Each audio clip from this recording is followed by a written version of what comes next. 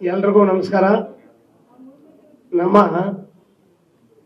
ವಿಜಯ್ ಅವ್ರ ಬಗ್ಗೆ ಹೇಳ್ಬೇಕಾದ್ರೆ ನಾವು ಒಂದೇ ಏರಿಯಾದಲ್ಲಿರೋದು. ನಮ್ಮ ಪಾರ್ಕಿಗೆ ಮೊದಲು ವಾಕಿಂಗ್ ಬರೋರು. ಅವ್ರ ಜೊತೆಗೆ ಮೇಡಮ್ ಅವರು ಬರ್ತಾ ಇದ್ರು, ಅವ್ರ ಮನೆಯವರು ಬರ್ತಾ ಇದ್ರು. ದುನಿಯಾ ವಿಜಯ ಇಟ್ಟಂತಾದ್ಮೇಲೆ ಭಾರಿ ಹೆಸರು ಮಾಡ್ಬಿಟ್ರು. ಇವತ್ತಿನ ದಿನ ನಮ್ಮಲ್ಲಿ ಸ್ವಲ್ಪ ಕನ್ನಡದಲ್ಲಿ ಹೀರೋಗಳು ಕೊರತೆ ಇದೆ. ಅನ್ನೋರೀಗ ಸತತ ಎಲ್ಲ ಹಿಟ್ ಮೂವಿ ಮಾಡ್ತಾ ಇದ್ದಾರೆ. ಅದ್ರ ಹಿಂದೆ ಏನಿದೆ ಅಂದ್ರೆ ಅವ್ರ ಶ್ರಮ ಇದೆ. ಮೊನ್ನೆ ಭೀಮಾ ಆದಾಗ ನಮ್ಮ ಥಿಯೇಟರ್ಗಳ ಹತ್ರ ಒಂದು ಪಾರ್ಕ್ ಇದೆ. ಒಂದು ಟ್ರ್ಯಾಕ್ ಪ್ಯಾಂಟು ಟೀ ಶರ್ಟ್ ಹಾಕೊಂಡು ಮಾಮೂಲಾಗಿ ಬಂದ್ಬಿಟ್ಟವ್ರೆ. ಸುತ್ತು ಒಂದು 15-20 ಜನ ಹುಡುಗರು. ನಾವು ಯಾರಪ್ಪ ಇಲ್ಲೆಲ್ಲ ಈ ಸ್ಲಮ್ ಹುಡುಗರು ಹುಡುಕ್ತಾ ಇದ್ರು. ಎಷ್ಟು ಪ್ರಮೋಷನ್ಗೆ ಅವ್ರಿಗೆ ಹುಮ್ಮಸ್ಸಿದೆ ಅಂದ್ರೆ ಎಲ್ಲ ಪಾರ್ಕ್ಗಳು ಸುತ್ತಾಡಿದ್ದಾರೆ. ಅವತ್ತು ಸಂಡೇ ಅನ್ಸತ್ತಿಲ್ಲ. ವಿಜಯನ ನಿಮ್ಮ ಮಾತಾಡಿದ್ದೆ ಯಾವ ತರ ಓಡಾಡ್ತಾ ಇದ್ರೆ ಅಂದ್ರೆ ನೋಡಿದೆ. ನೀವೊಂದು ಯಾವ್ದಾರ ಒಂದು ಮಾಡ್ಬೇಕಾದ್ರೆ ಅವ್ರ ಶ್ರಮ ಎಷ್ಟಿದೆ ಅಂದ್ರೆ ಯಾವುದೇ ಹೀರೋ ಆದ್ರೂ ಅಷ್ಟೊಂದು ಬೀದಿಗಳಲ್ಲಿ ನಮ್ಮ ಒಂದಷ್ಟು ಹುಡುಗರನ್ನ ಹಾಕೊಂಡು ಓಡಾಡಿದ್ದು ನಾನು ಇದೇ ಫಸ್ಟ್ ನೋಡಿರೋದು. ಅವರು ಎಲ್ಲ ಪಿಕ್ಚರ್ ಹಿಟ್ ಆಗ್ಲಿ, ಅವ್ರಿಗೆ ನಮ್ಮ ಬಂಡಿ ಮಾಂಕಾಲಿ ಅಮ್ಮ ಆಶೀರ್ವಾದ ಮಾಡಿ ಸೂಪರ್ ಸಕ್ಸಸ್ ಆಗಲಿ ಅಂತೇಳಿ ನಾನು ಆ ದೇವರಲ್ಲಿ ಪ್ರಾರ್ಥನೆ ಮಾಡ್ತೀನಿ. ನಮಸ್ಕಾರ.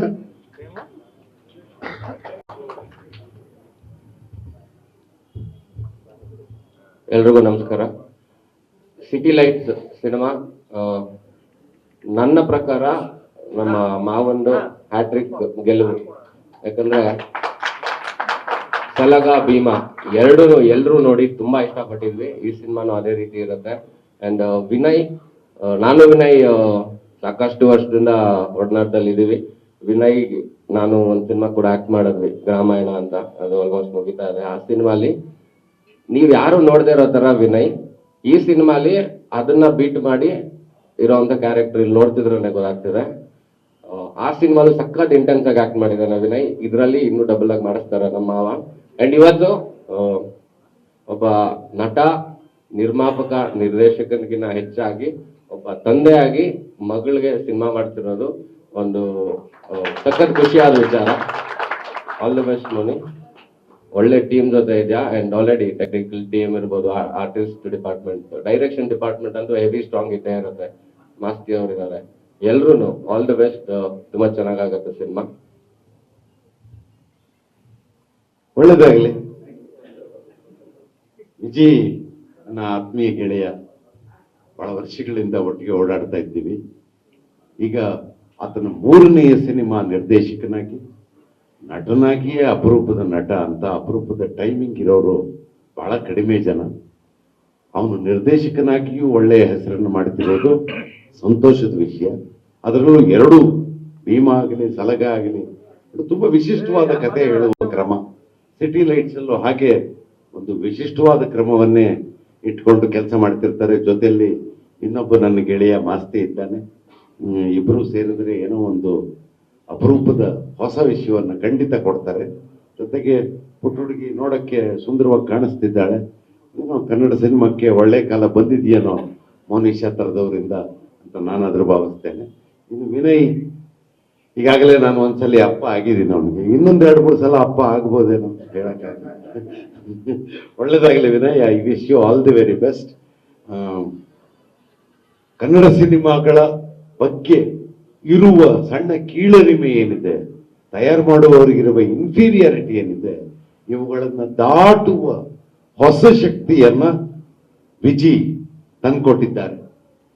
ಭೀಮಾದಂತಹ ಸಿನಿಮಾದ ಮೂಲಕ ಒಂತರಹ ಕನ್ನಡ ಸಿನಿಮಾನೇ ತಗೊಳ್ಳಲ್ಲ ಅನ್ನುವ ಕಾಲದಲ್ಲಿ ಕನ್ನಡ ಸಿನಿಮಾನ ತಯಾರು ಮಾಡಿ ಅದನ್ನ ನಿಲ್ಲಿಸಿದ್ದಾರೆ.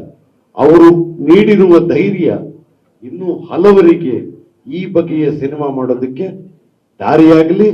ಮತ್ತು ವಿಜಿಗೆ ಇರುವ ಈ ಸಾಹಸ ಪ್ರವೃತ್ತಿ ನಮಗೂ ಒಂದಿಷ್ಟು ಹೆದ್ದಾರಿಗಳನ್ನ ತೆಗೆದುಕೊಡ್ಲಿ ಅಂತ ನಾನಾದ್ರೂ ಹಾರೈಸ್ತೀನಿ.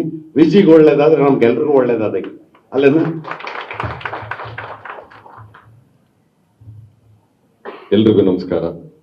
ಈ ಹಿಂದೆ ಹೇಳಿದ್ದೆ ಈಸ್ ಅ ಬಾರ್ನ್ ಫೈಟರ್ ಅಂತ, ಹುಟ್ಟು ಹೋರಾಟಗಾರ ಅಂತ. ಅದನ್ನ ಪದೇ ಪದೇ ಅವರು ಪ್ರೂವ್ ಮಾಡ್ತಾನೆ ಬರ್ತಾ ಇದ್ದಾರೆ. ವಿಜಿ ಒಬ್ಬ ಒಳ್ಳೆ ಮಗನೂ ಹೌದು, ಹಾಗೆ ಒಳ್ಳೆ ತಂದೆನೂ ಹೌದು.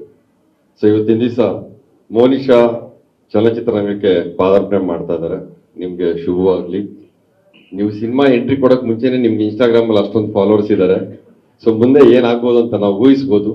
ಹೆಸರು ಸಿಟಿ ಲೈಟ್ಸ್ ಅನ್ನುವಂತ ಒಂದು ಹೆಸರೇ ಸಾಕಷ್ಟು ಪ್ರಶ್ನೆಗಳು ಮತ್ತೆ ಕುತೂಹಲಗಳನ್ನ ಮೂಡಿಸುತ್ತೆ. ಸೊ ಅದರಲ್ಲಿ ವಿಶೇಷವಾಗಿ ಈ ಚಿತ್ರದಲ್ಲಿ ವಿಜಯ್ ಅವರು ನಿರ್ದೇಶಕರಾಗಿ ಖಂಡಿತ ಹ್ಯಾಟ್ರಿಕ್ ಮಾಡೇ ಮಾಡ್ತಾರೆ, ನಿರ್ಮಾಪಕರಾಗಿ ದುಡ್ಡು ಮಾಡ್ತಾರೆ, ತಂದೆಯಾಗಿ ಸಕ್ಸಸ್ ಆಗ್ತಾರೆ. ಈ ಚಿತ್ರತಂಡಕ್ಕೆ ಎಲ್ಲರಿಗೂ ಒಳ್ಳೇದಾಗ್ಲಿ, ಶುಭವಾಗ್ಲಿ. ನಮಸ್ಕಾರ.